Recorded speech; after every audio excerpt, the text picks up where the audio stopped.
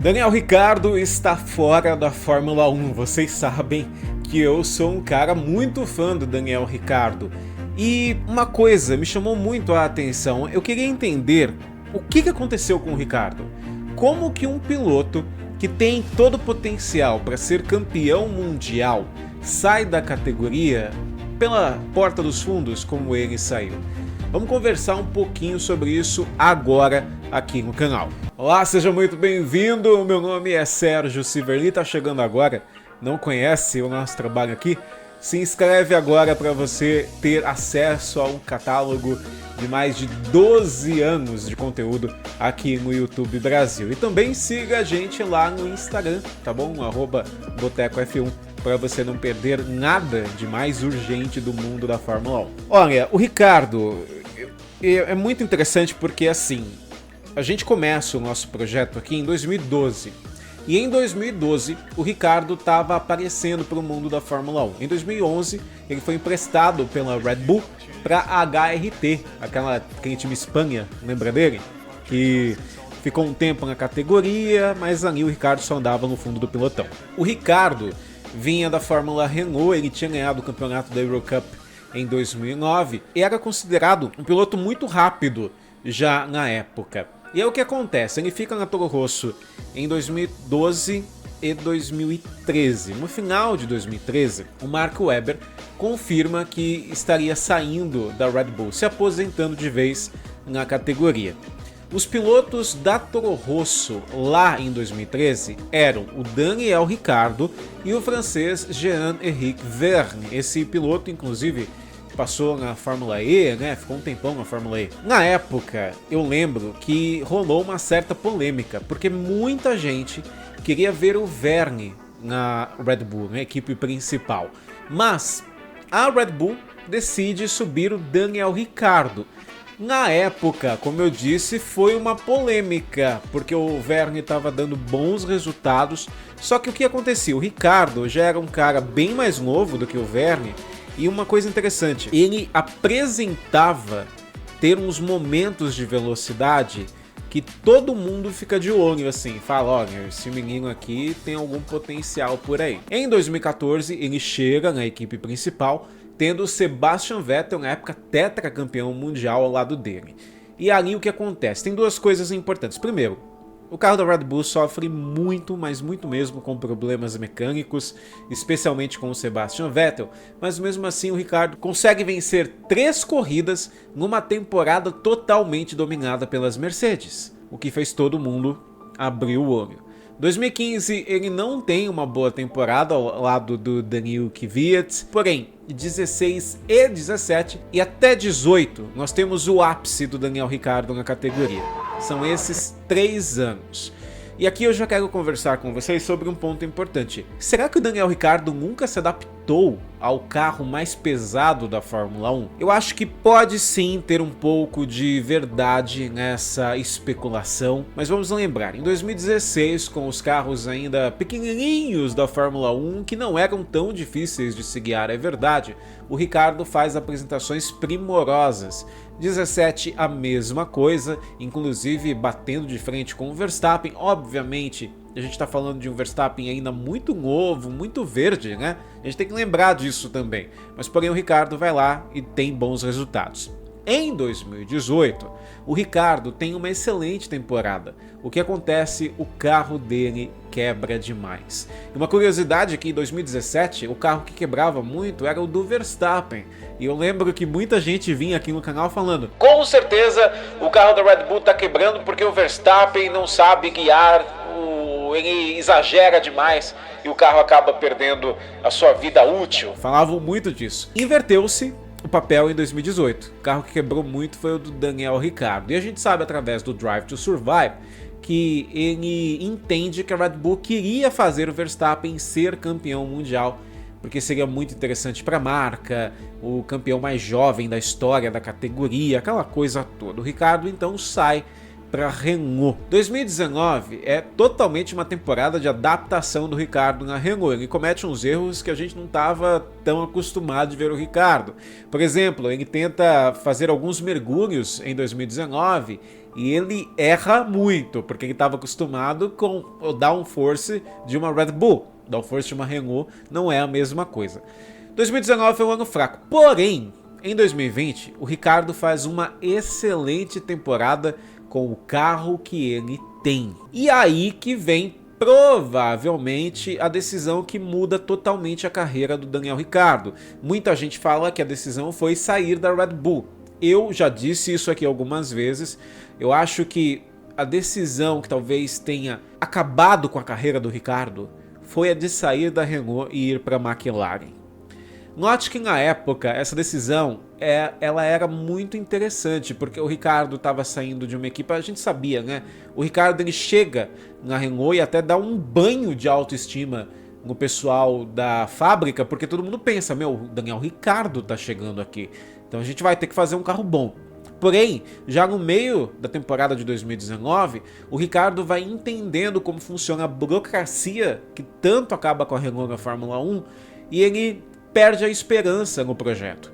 E aí ele decide sair no final de 2020 para ir para a McLaren, uma equipe que estava em franca ascensão, uma equipe que tinha sido comprada há pouco tempo. É bom lembrar, né, a McLaren teve boa parte do seu stake, né, das suas partes acionistas vendidas ali naquela parte ali de 2020 para 2021, e a McLaren tinha feito boas corridas já em 2020, então o Ricciardo fala, olha, aqui talvez seja um momento interessante para mim, seja um momento bom de eu ir para uma equipe tão poderosa quanto a McLaren. E aí ele vai e nada dá certo, a não ser uma única corrida.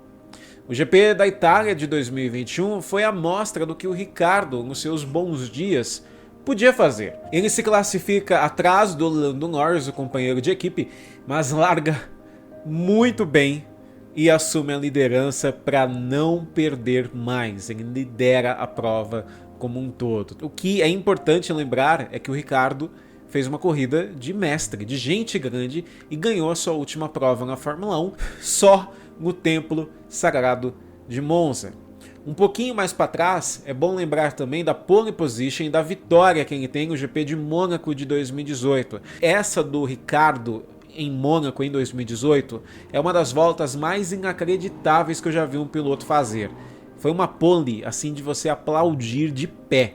E depois na corrida, mesmo com um problema no carro, ele foi lá e conseguiu vencer a corrida. E aí vem uma decisão também que eu particularmente, cada um é cada um, tá? Mas eu vou falar uma coisa muito do coração agora. Eu não voltaria pra família Red Bull, cara. E talvez, ó, de todas as decisões que ele fez até agora, né, de sair da Red Bull e pra Renault, ir pra McLaren, a que eu menos entendo é da volta dele pra Red Bull. Claramente o Ricciardo tinha o desejo de voltar para o carro que ele deixou em 2018. E o Sérgio Pérez não estava entregando o resultado. Quando ele começa a sua jornada de volta na AlphaTauri, ele até faz boas corridas. Porém, a Red Bull tinha uma cláusula com ele no contrato de desempenho. E o Ricciardo não chegou nem perto dessa cláusula. Inclusive, a AlphaTauri nesse momento, eu vou chamar de AlphaTauri mesmo, dane-se. A AlphaTauri nesse momento no Campeonato de Construtores está sendo ameaçada pela Haas. Então, o pessoal na RB pensou, cara, a gente tem que mudar, a gente tem que fazer alguma coisa, o Ricciardo não está mais entregando o resultado, porém, é muito importante deixar claro aqui que as estratégias da AlphaTauri, cara, também, meu Deus do céu. Você que assiste e fica ligado aí nas estratégias, como eu, sabe muito bem que tem umas horas que não dá para entender o que a RB tá fazendo com a estratégia de seus carros. Às vezes, até você para pensar assim e pensa, cara, eles estão usando o carro do time Júnior para tentar pegar algum dado para a equipe principal, porque não faz sentido. Teve gente também que se perguntou, pô, você tira o Ricciardo aqui, mas o Pérez continua lá na equipe principal? Não faz sentido nenhum. Perdeu uma posição para a Haas e a Red Bull que vai perder o campeonato, talvez até o vice-campeonato de construtores. O Pérez continua lá? São coisas na Fórmula 1 que a gente nunca vai entender 100%, talvez nunca mesmo, ou só quando o tempo passar que a gente vai entender o que se passou pelos bastidores também. Quais foram os motivos que fizeram o Daniel Ricciardo perder tanto espaço na Fórmula 1? E eu particularmente acho que é um conjunto de fatores, tá? A primeira, obviamente, são as mudanças de equipes. A adaptação ao carro também é uma coisa muito importante, porque assim, o Sainz, quando ele estava na McLaren, ele até disse que ele tinha que mudar totalmente a forma dele guiar. O Norris disse a mesma coisa. Cara, eu tive que entender como que o carro funcionava para ir adaptar como eu entrava e saía das curvas, porque era um carro meio nervoso. A engenharia do carro da McLaren era uma engenharia um pouco complicada. E o Ricciardo claramente não entendeu isso. Seja por qual motivo for, ele não conseguiu se adaptar. Até virou piada do Diego, né? O adaptado, ele nunca conseguiu se adaptar. Uma outra coisa importante é que o grid da Fórmula 1 foi ficando cada vez mais competitivo. A gente fala de alguns pilotos que não deveriam estar lá, mas assim, o funil de pilotos fracos na Fórmula 1 tá cada vez menor. Ou cada vez menor, né? Se você é um piloto marromeno, vai ser difícil você entrar na Fórmula 1. Conforme muitos pilotos novos, especialmente jovens, foram entrando na categoria, o Ricciardo foi perdendo espaço. E a gente não pode descartar também a questão da pressão, tá bom? Do lado psicológico também. Talvez o Ricciardo tenha entendido que, cara, eu não consigo mais, e aí ele tenta fazer uma coisa diferente, ele perde mais a mão do carro, e aí começa a virar uma bola de neve entre frustração, entre ele não conseguir sair do lugar. Essas coisas fazem diferença na vida da gente e também no esporte, com toda certeza. Tudo isso que aconteceu com o Ricciardo não apaga as coisas inacreditáveis que o Ricciardo conquistou na Fórmula 1. Não apaga as poles que ele fez, não apaga as vitórias que ele teve, brilhantes, as ultrapassagens que o Ricciardo fazia, o famoso dive bomb, ele freava pra lá de Deus me livre, como diz o Galvão Bueno, e conseguia completar a ultrapassagem. E claramente um lado carismático de trazer. Se hoje a gente tem pilotos mais abertos, menos robôs na categoria, a gente deve isso para o Daniel Ricciardo, com toda certeza, que chegou numa época em que piloto de Fórmula 1 tinha que ser sisudo, fechado. Os filhos desse modelo de Fórmula 1 são Fernando Alonso, Michael Schumacher. Ele traz de volta essa irreverência que até tinha na época do Senna na Fórmula 1. O carisma dele obviamente conta. Quando o Ricciardo vencia uma corrida, quando o Ricciardo ia pro pódio e fazia um shui, todo mundo na Fórmula 1 ficava feliz. Então não consigo entender como que um cara que claramente é uma pessoa muito especial e um piloto que conquistou, para pensar, tem muita gente entrando na Fórmula 1 agora, e muita gente que passou pela categoria também, que não conseguiu conquistar um terço do que o Ricciardo conseguiu na categoria. No mundo tão negativo que a gente tem como hoje, entender que talvez as coisas que não dão certo não precisam pesar mais do que as coisas que deram certo. No final das contas, a gente não sabe se o Ricciardo volta para a Fórmula 1, mas eu, com certeza, vou lembrar do Ricciardo que venceu corridas, do Ricciardo que fez pole, do Ricciardo que fez volta rápida, do Ricciardo que mandava o "eu gosto deles vulneráveis", do Ricciardo que fazia ultrapassagens, do Ricciardo que recheou o grid da Fórmula 1 e trouxe personalidade para uma categoria que estava apática de personalidade. Eu acho que isso vale para o Daniel Ricciardo. Ele pode sorrir hoje, de orelha a orelha, e lembrar, cara, eu conquistei muita coisa na Fórmula 1 com toda certeza, e eu vou deixar saudade, porque eu marquei uma época da Fórmula 1 com toda certeza.